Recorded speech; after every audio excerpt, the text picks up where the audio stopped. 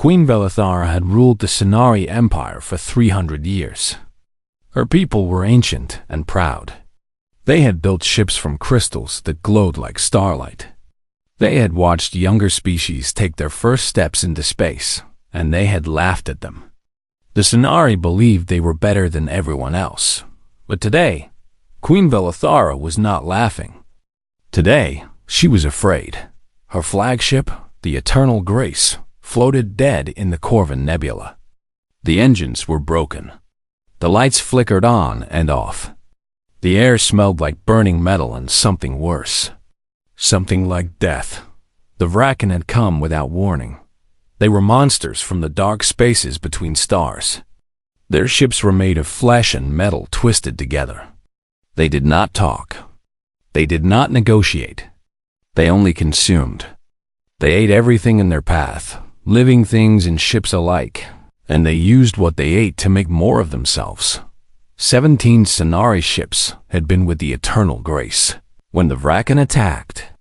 17 beautiful crystal vessels, each one carrying thousands of her people.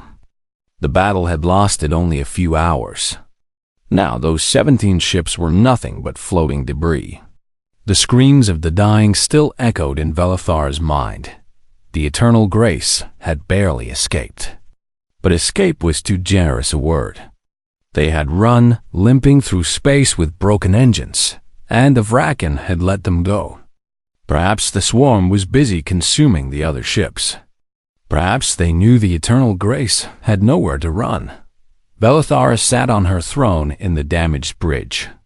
Her silver robes were torn and stained with purple blood, some of it her own. Around her, the surviving members of her crew worked desperately to keep the ship alive. Emergency lights cast everything in a dim red glow. Her advisor, Thelern, approached her. He was tall and thin, like all Sonari, with skin that shifted colors based on his emotions. Right now, his skin was a deep blue, the color of fear. "My queen," he said, his voice shaking, "we have sent messages to every major power in this region of space. The Kethani have refused to enter Vraken territory. They say it is too dangerous. The consortium has closed their borders completely. They will not even respond to our calls. The militant orders have said they cannot risk their fleets against the swarm." Velithara closed her eyes. "So everyone has abandoned us." "Not everyone, my queen." Thelern hesitated. "There is one other spacefaring species within range of our signal. The humans of Earth." Velithara opened her eyes. Humans. She searched her memory for what she knew about them. They were a young species, barely 200 years into space travel. They were small and soft, with short lifespans compared to the Sonari. They lived perhaps 80 or 90 years at most. They had no great technology, no ancient wisdom, no powerful fleets. "Humans," she repeated. "They are children playing among the stars. What could they possibly do against the Vraken?" "Probably nothing, my queen. But they are our only remaining option." Velithara wanted to refuse. The thought of asking help from such a primitive species was almost too much to bear. Her people had dismissed the humans as irrelevant. When human diplomats had come to establish relations, the Sonari had barely acknowledged them. One of her own ministers had called them amusing but unimportant. But then she thought of the lower decks of the ship, where her people were huddled in the darkness, wounded and dying. She thought of the children among them. She thought of her own daughter, Princess Solara, only 7 years old, sleeping in the medical bay with a bandage wrapped around her head. Pride meant nothing if everyone she loved was dead. "Send the transmission," Velithara said quietly. Thelern bowed and moved to the communications station. Within minutes, a message was flying across space toward a small blue planet called Earth. The message reached Earth Defense Command in the middle of the night. Lieutenant Danny Marsh was working the late shift when his console lit up with an incoming transmission. He almost spilled his coffee when the translation software started working on the alien language. It was a distress call. And not just any distress call. It was from the Queen of the Scenari Empire, one of the oldest civilizations in the known galaxy. She was begging for help. Danny read the message 3 times to make sure he understood it correctly. Then he contacted his superiors. Within an hour, the message had reached Admiral Victoria Stone. She was a woman in her 60s with gray hair and sharp eyes. She had led humanity's expansion into space for the past 20 years. She had seen a lot of strange things, but this was new. She watched the holographic recording of Queen Velithara's message in her private office. The alien queen looked exhausted and desperate. Her voice, translated into English, trembled as she described the Vrakan attack. When the message ended, Admiral Stone turned to her aide, a young man named Peter. "The Scenari," she said thoughtfully. "Aren't they the ones who refused to meet with our diplomats?" "Yes, ma'am. They called us," and I quote, "amusing but irrelevant."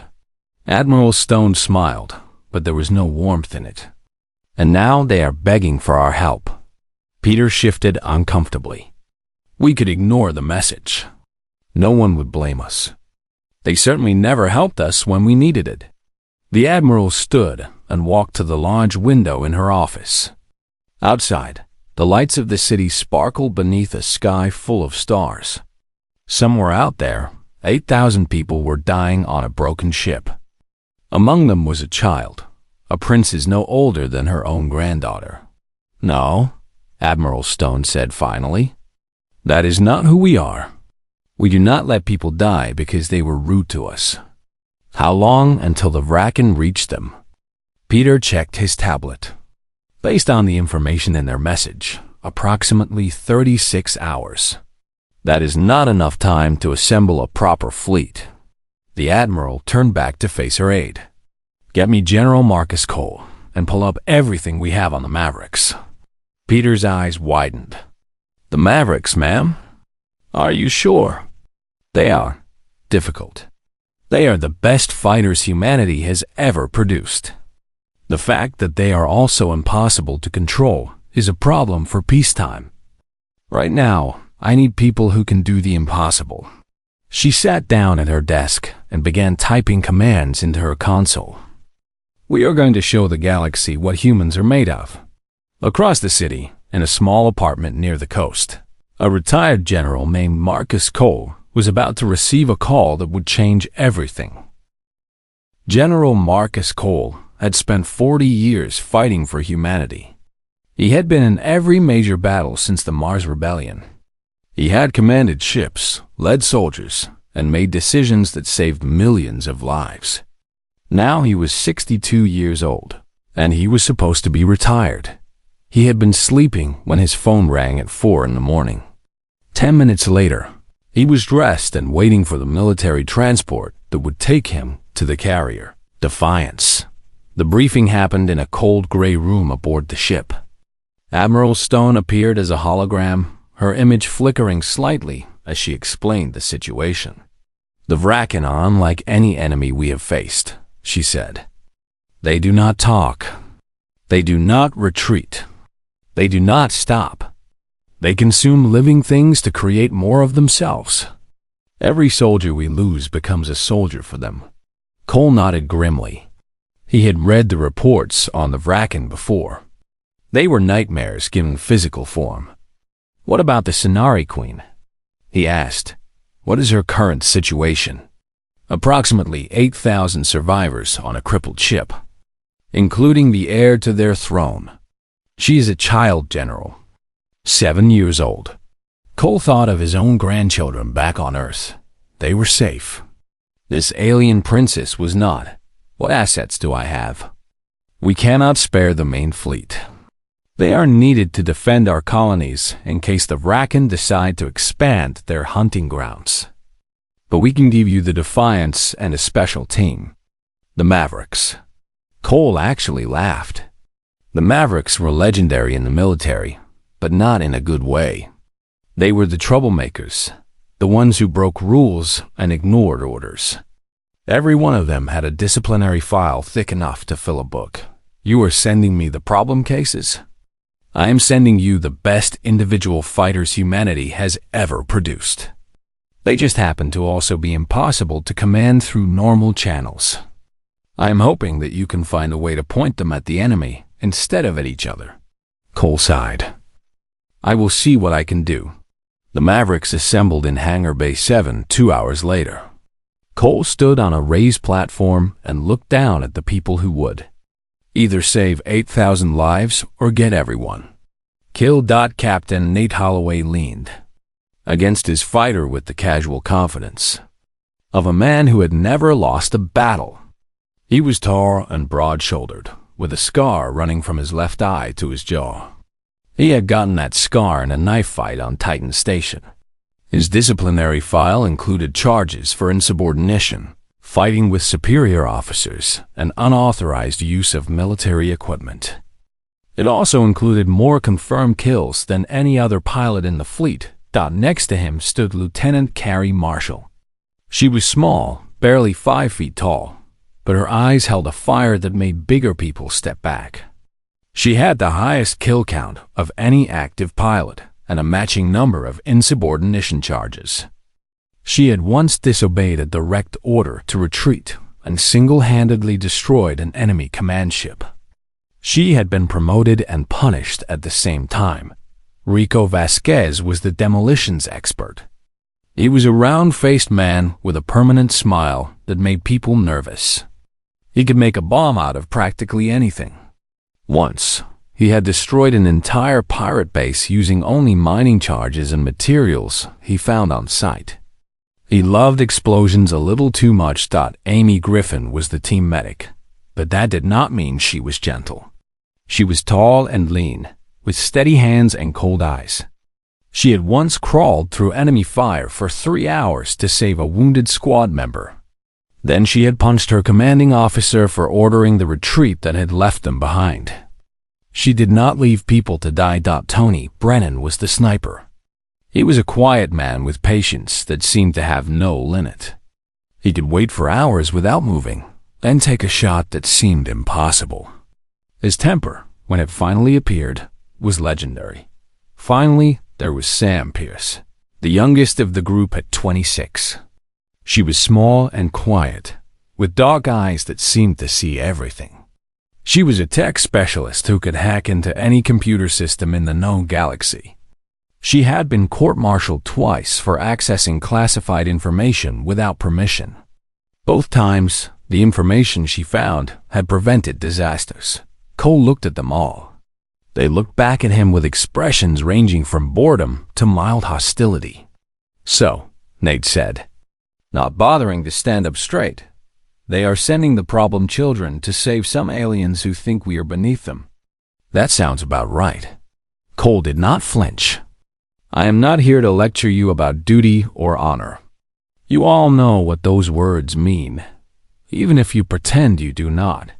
He stepped down from the platform and walked among them. "I am here because there are 8,000 people on a dying ship. One of them is a little girl who has never done anything to hurt anyone. The Vraken are coming for them, and every other species in the galaxy has turned away. The Sonari called us irrelevant. They laughed at our diplomats. They thought we were too young and too weak to matter." He stopped and looked each of them in the eyes, one by one. "This is our chance to show them what we are. This is our chance to prove that when the universe sends monsters, humanity sends something worse. Something that fights back." Carrie was the first to push away from the wall. Her expression had changed. The boredom was gone, replaced by something that looked almost like interest. "What is the plan?" she asked. "We get there fast, we hit them hard, and we do not stop until those people are safe. The Vraken have never fought humans before.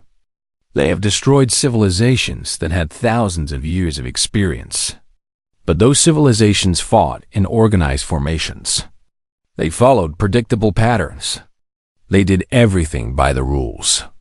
Cole smiled, and it was not a nice smile. "We are going to teach the Vraken what happens when they attack people who do not follow rules." Rico's permanent grin widened. I like this plan already. Good, because we leave in 1 hour. Get your gear, check your ships, and say goodbye to anyone you need to. We might not be coming back. None of them moved toward the door. None of them had anyone to say goodbye to. That was part of why they were here. Then let us get to work, Cole said. We have a galaxy to surprise. The Defiance's engines roared to life, and the ship began its journey toward the Corvin Nebula. Somewhere ahead, 8,000 souls waited for help that might never come. It was coming now. The Defiance came out of hyperspace 12 hours ahead of schedule. The engineering crew had pushed the engines beyond their safe limits. When Cole had asked if the ship could go faster, the chief engineer had said it was impossible. Then she had made it happen anyway. That was the human way. Cole stood on the bridge as the Eternal Grace came into view on the main screen. Even damaged, the Sonari ship was beautiful. It was made of something that looked like crystal, with curves and angles that seemed almost natural, like a giant sculpture of frozen light. But the beauty was ruined by the wounds. Great cracks ran along the hull. Whole sections were dark and dead. Debris floated around the ship like a cloud of sadness. No response to our signals, the communications officer reported. Either their equipment is too damaged or they cannot hear us. Sam Pierce was at a nearby console, her fingers flying over the controls. I am picking up life signs inside the ship. Thousands of them. But their power systems are barely working. They might not even know we're here. Cole nodded. Then we go to them. Prepare a boarding team. The Mavericks suited up in full combat gear. They did not know what they would find on the alien ship. The Vraken might have left soldiers behind. Or there might be nothing but bodies. Either way, they were ready. The shuttle attached itself to the Eternal Grace's hull, and Rico cut through the outer wall with a precision laser. The metal peeled back, revealing a corridor inside. It was dark. The emergency lights had failed long ago. They stepped into the alien ship one by one, their helmet lights cutting through the darkness. The walls had once been beautiful, covered in patterns that glowed with soft colors. Now they were stained with something that looked like purple blood. The air smelled wrong, like chemicals and decay mixed together. Rico let out a low whistle. They really got hit hard. Stay focused, Cole ordered. Pierce, can you find a way to the bridge? Sam had connected her portable computer to the ship's systems. Even mostly dead, the Sonari technology responded to her touch. This way. But General, I am detecting movement ahead. A lot of it. They moved carefully through the corridors, weapons ready. The ship was a maze of passages and rooms, many of them blocked by debris or sealed behind emergency doors. But Sam guided them through, finding paths that still worked. They found the first survivors in a large storage room. Hundreds of Sonari were huddled together in the darkness. They were tall and thin, with skin that shifted colors like living rainbows. But right now, most of them were deep blue, the color of fear and sadness. When the humans entered, the Sonari drew back in terror. They had expected Vraken, coming to finish what they had started. Instead, they saw small figures in armor, carrying weapons they did not recognize. One Sonari stepped forward. He was male, with silver bands on his upper arms that probably meant some kind of rank. He stared at the humans with huge glowing eyes. You are human? His voice was musical, but filled with confusion. General Marcus Cole, Earth Defense Forces. Cole lowered his weapon to show he was not a threat. We received your distress call. We are here to help. The Sonari continued to stare. We sent that call as a last hope. A formality. We never believed anyone would answer. And certainly not. He paused, struggling to find words. Your kind is so young. So small. So short-lived. Carrie finished for him. Her voice was dry. Weak? Irrelevant? The alien had the decency to look embarrassed. I meant no offense. None taken. Cole's voice was calm and steady. Where is your queen? The Sonari with the silver bands led them through more corridors. Along the way, they passed more survivors. Some were wounded, being tended by their fellows with limited supplies. Some just sat in the darkness, too shocked to move. Children cried in the arms of their parents. Amy stopped several times to help the wounded. She did not speak their language, but medicine was universal. A wound was a wound. Pain was pain. She bandaged cuts and set broken bones. Working quickly before moving on. They found Queen Velithara on the bridge. She was taller than the other Sonari, with robes that had once been magnificent but were now torn and stained. Her silver eyes were sharp despite the exhaustion that showed in every line of her face. Around her stood the last of her royal guard, warriors who had once worn shining armor. Their armor was dented and scratched now, and some of them were wounded. In the queen's arms was a small figure wrapped in shimmering cloth. Princess Solara, her daughter. The child was awake, watching the humans with curious eyes. General Cole. The queen's voice was still beautiful, even though it was tired. I confess I did not expect anyone to come. Certainly not your people, your majesty. Cole inclined his head in respect. We do not abandon people who ask for help. It is not a complicated decision. Velithara studied him for a long moment. The Vraken will be here within 20 hours. Even if your ship can move us, they will follow. They do not forget prey once they have tasted it. Then we will not run. Cole looked out the bridge viewport at the distant stars. We will fight. The queen's grip tightened on her daughter. You do not understand what the Vraken are. They have destroyed civilizations far older than your entire species. They have consumed worlds. What can a few hundred humans do against them? Nate stepped forward. For once, his casual arrogance was gone. In its place was something harder, something more serious.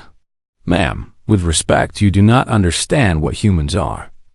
We are the species that looked at a planet that was trying to kill us for 200,000 years, and we said, "Is that all you have?" We hunted animals 10 times their size with nothing but pointed sticks. We survived ice ages, plagues, floods, and famines. We survived wars against each other that should have wiped us out. The Vraken are scary. I will give you that. But they have never met anything like us. Princess Solara looked up from her mother's arms. What will you do? Nate knelt so he was at her level. His voice gentled. We are going to make the monsters go away, little one. That is what humans do. We make monsters go away. Queen Velithara watched this exchange in silence. Something in her expression shifted. Perhaps it was hope. Perhaps it was just desperation finding a new shape. What do you need from us? She asked finally. Cole turned back to face her. Keep your people safe and out of the way. We will handle the rest. The Defiance is already moving into defensive position. When the Vraken come, they will find more than they expected. The Queen nodded slowly. You are either very brave or very foolish, General Cole. Maybe both, Cole admitted. But we are also very stubborn. And we do not like bullies. He turned to his team. Let us get to work. We have 20 hours to prepare for the fight of our lives. The Vraken arrived like a living storm. Their ships were not really ships at all. They were nightmares made solid, twisted things of flesh and metal that should not have been able to exist. Each one pulsed with dark energy, moving in ways that seemed to ignore the laws of physics. They were the color of dried blood and rotting meat, and they filled the view screen like a plague spreading across the stars. Cole stood on the bridge of the Defiance and watched them come. His face was calm, but his heart was beating faster than it had in years. How many? He asked, The tactical officer's voice shook slightly. Approximately 300 attack vessels, plus one larger structure in the rear. It looks like a hive ship. That is probably where their queen is. The queen. Cole's eyes narrowed. If we destroy her, the rest fall apart. That is how hive minds work. The queen is our target. Sir, we will never get through that many enemies. They outnumber us badly. We do not need to get through. We need to make a path. Cole opened a channel to the hangar bay. Mavericks, you're up. Launch when ready. Down in the hangar, 24 fighters roared to life. Their pilots were the best humanity had to offer, led by the most troublesome and talented among them. They launched one by one, their engines burning bright against the darkness of space. Carrie's voice came over the communication channel. Remember, they have never fought humans before.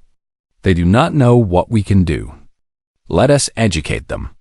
The first wave of Vrakan interceptors screamed toward the human fighters. They were fast and deadly, biological weapon systems charging up to fire. In any organized military, the human response would have been to form defensive lines, to present a unified front against the enemy. The Mavericks did not do that. Instead, they scattered like a flock of startled birds. They flew in random directions, seemingly chaotic, completely unpredictable. The Vrakan interceptors tried to track them, but their hive mind was not designed for this kind of combat. They were used to enemies who moved in patterns, who followed strategies that could be analyzed and countered. The humans had no patterns. They had no unified strategy. Each pilot made their own decisions, moment by moment, reacting to the battle as individuals. And then, somehow, they came back together. Nate's fighter spiraled through a cluster of enemy ships, his weapons firing in all directions. 3 Vrakan vessels exploded in as many seconds. They are fast, but they are predictable.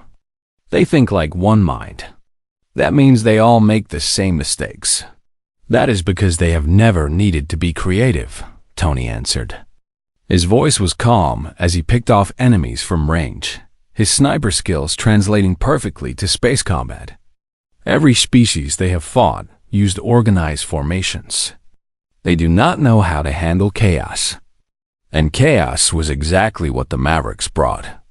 They fought like nothing the Vrakan had ever seen.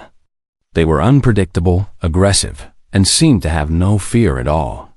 When one human was in danger, another would appear from nowhere to help. When an opportunity appeared, they would take it without waiting for orders.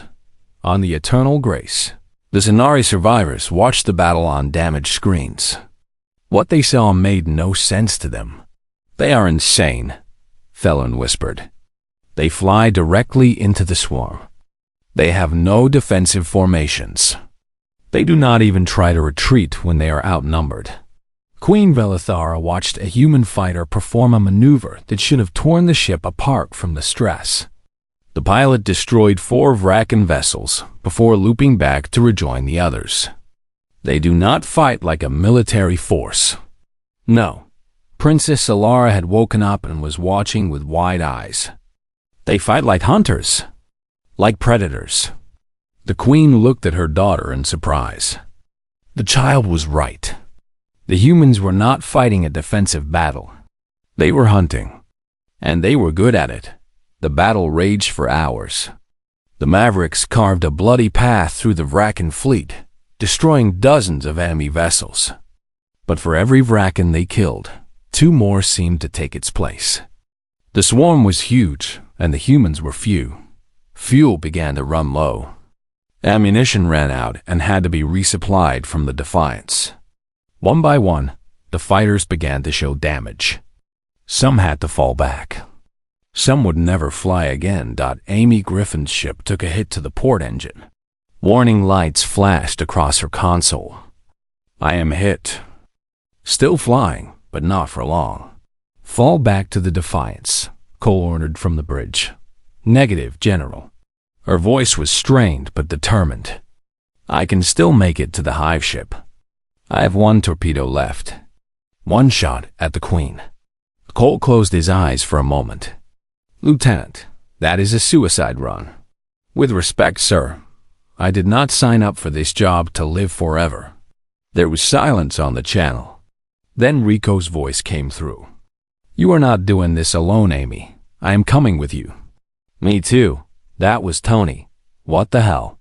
Nate's fighters swung around to join them. Let us go punch a hole in a hive ship. Cole wanted to order them back. He wanted to tell them it was too dangerous, that they should find another way. But he knew there was no other way. And he knew these people, knew that they would not listen even if he tried. Godspeed, he said quietly. All of you. The 4 remaining Mavericks flew toward the hive ship in a tight formation. Their damaged fighters left trails of smoke and sparks behind them. Around them, the Vraken swarm closed in, sensing wounded prey. This is a terrible plan, Amy noted calmly. All the best ones are, Nate replied. Rico, you said you could make anything explode, right? Given enough time and materials, yes. Well, we are about to have a whole lot of materials and not much time. Think you can figure something out? Rico laughed. It was not the kind of laugh that belonged in a battle to the death, but Rico had never been normal. Brother, I was born for this. The hive ship's defenses fired at them. Biological cannons that spat acid and fire, tentacles that reached out to grab and crush. But the humans were too fast, too unpredictable. They dodged and weaved through the attack, getting closer with every second. There. Sam's voice came over the channel from the Defiance. There is a weak point in the outer membrane. If you can punch through there, you will be inside the ship. Copy that, Nate said. Everyone, on me. We are going in hard. The 4 fighters aimed for the weak point and accelerated to maximum speed. The Vraken tried to stop them, but it was too late. The humans punched through the outer wall of the hive ship and crashed into the organic interior. The battle for the Queen had begun. The inside of the hive ship was a nightmare made real. The walls were made of flesh that pulsed like a heartbeat. Strange liquids dripped from the ceiling. The air was thick and hot and smelled like nothing any of them had ever experienced.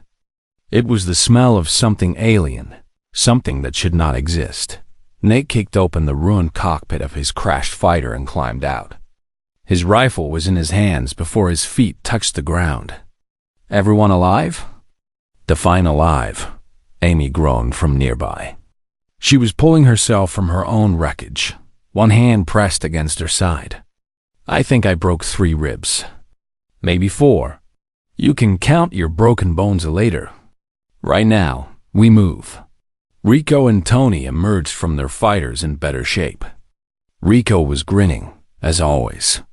Tony was already scanning the organic corridors with his rifle scope, looking for targets.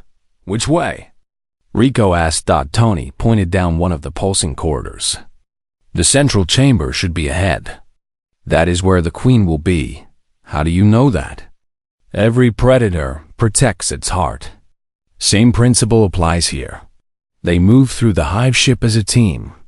The corridors twisted and turned in ways that made no sense. Sometimes the walls moved. Sometimes the floor shifted beneath their feet. It was like walking through the inside of a living creature, because that is exactly what they were doing. Vraken. Drones found them almost immediately. These were not the ship creatures from outside. These were soldiers, humanoid shapes made of the same twisted flesh and metal. They had too many arms and too many eyes, and they screamed with voices that were not quite sound. Tony shot the first one before it could attack. Then the others came. The humans fought their way forward, step by step. Nate and Amy took point, their weapons blazing. Rico planted explosive charges as they went, leaving a trail of destruction behind them. Tony provided cover, his shots precise and deadly. They lost count of how many Vraken they killed. It did not matter. There were always more, How much further? Amy gasped. She was moving slower now, her broken ribs making every breath painful. Close, Tony said. I can feel something ahead. Something big. They pushed through a final membrane of flesh and emerged into a vast chamber. It was the heart of the hive ship, a space as big as a stadium, lit by glowing organic structures that hung from the ceiling, and in the center was the queen. She was enormous. Her body was fused with the ship itself, tendrils connecting her to every part of the vessel. She was the brain of the hive, the mother of all the Vraken, the monster that had consumed civilizations. Her eyes, hundreds of them, turned to look at the 4 small humans who had invaded her domain. Her voice filled their minds. It was not sound. It was something worse, a pressure that pushed against their thoughts, trying to break them. You are small, she said without speaking. You are weak. You are nothing. I have consumed species that ruled the stars when your kind was still crawling in the mud. You cannot stop me. You cannot even slow me down. Nate raised his weapon and smiled. Hello, gorgeous. We are from Earth. You might not have heard of us. The Vraken Queen's mental pressure increased. She showed them visions of the worlds she had eaten. Billions of lives consumed. Entire civilizations reduced to biomass. She wanted them to understand how hopeless their fight was, but the humans did not break. We have a message for you, Amy said. She stepped forward, her medic's bag in one hand, a detonator in the other. Despite her injuries, despite the overwhelming power of the creature before her, she was not afraid. We do not care how old you are. We do not care how many worlds you have eaten. We do not leave people behind. And we do not let monsters win. She looked at her teammates. They nodded. Double quotes, Rico, she said. Did you set the charges? Every step of the way, he confirmed. This whole place is ready to go up like a firework. Amy turned back to the Vraken Queen. You asked what a few humans could do against you. Here is your answer. She pressed the button. The explosion started deep in the hive ship and spread outward. Rico's carefully placed charges ignited one after another, turning the organic vessel into an inferno from the inside.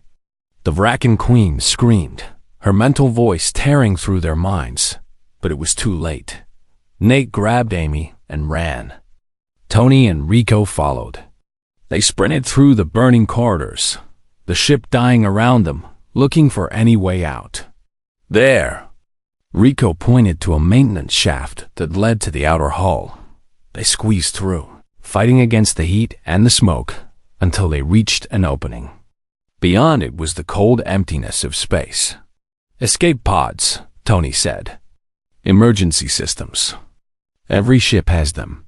They found the pods and launched just seconds before the hive ship tore itself apart. Across the battlefield, the Vraken swarm faltered. Their connection to the Queen was broken. Their coordination collapsed. Without the hive mind to guide them, they became confused, disorganized, easy targets for the remaining human fighters. On the Defiance, Cole watched the hive ship die and felt a weight lift from his chest. Get recovery teams out there. Now, find our people. They found the 4 escape pods drifting in the debris field. Rico was unconscious, but alive. Tony had a piece of metal sticking out of his shoulder. Amy's ribs were definitely broken, probably more than she had thought. And Nate was laughing, blood running from a cut on his forehead, laughing like he had just heard the funniest joke in the universe. Did we get her? He asked as the medics pulled him from the pod. Cole was there waiting for them. You got her. You got her good. 3 days later, the Eternal Grace limped into dock at a Sonari space station. The Defiance escorted her, battered but proud. News of the battle had spread across the galaxy. The humans had done what no one else would even try. Queen Velithara stood before an assembled crowd of her people. Her daughter was at her side. The surviving humans stood behind her, bandaged and bruised, but standing tall. For centuries, the queen began. We Scenari have considered ourselves among the elder races. We have looked upon younger species with condescension. We believed that age brought wisdom, that time brought power. She turned to face Cole and his team. We were wrong. These humans flew into certain death to save people who had dismissed them as irrelevant. They fought with a courage we have never seen. They are not children of the cosmos. They are what children become when they survive everything the universe throws at them. They become warriors. They become protectors. They become heroes. Princess Solara stepped forward. She approached Amy, who knelt to meet her eyes despite the pain in her ribs. You saved us, the princess said. Why? We were not kind to your people. Amy smiled. Because you needed help. That is enough reason for us. Later, in the quiet of the Defiance's observation deck, the Mavericks gathered to watch the stars. Cole stood with them, all of them looking out at the infinite darkness. Think they will remember us? Carrie asked. She had joined them from the other fighter pilots, having earned her place in the team. Maybe, Cole said. Maybe not. Does it matter? Then why did we do it? Sam asked quietly. Cole thought about the question for a long moment. Because every species in this galaxy had a chance to help, and they all found reasons not to. We said yes. That is who humans are. We are not the strongest or the oldest or the wisest. But when someone needs help, we show up. Every single time. Nate raised an imaginary glass to the stars. To showing up. To showing up, the others echoed. And somewhere out in the vast darkness of space, word began to spread. A new species had proven itself. They were young and small and lived such short lives. But when the call for help went out, when everyone else turned away, the humans came, and they brought the fight with them. The galaxy would remember that. For a very long time,